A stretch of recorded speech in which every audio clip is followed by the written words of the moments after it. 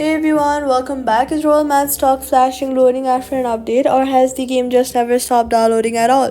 Here's the fix.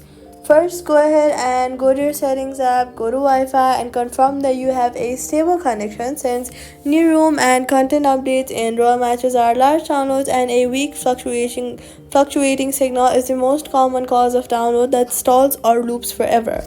Toggle Wi-Fi off and turn it back on that reset connection. Next, go to your settings, then go to general, then go to iPhone storage and confirm you have several gigabytes of free space, since the downloads need enough room to complete and will keep looping if storage is too tight. Force close the Royal Match app completely from your recent apps list and open it on a strong connection to restart the download cleanly.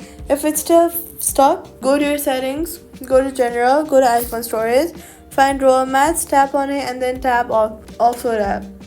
After offloading it, go to the App Store and reinstall it fresh from the App Store, so the update downloads from scratch without a corrupted partial file blocking it.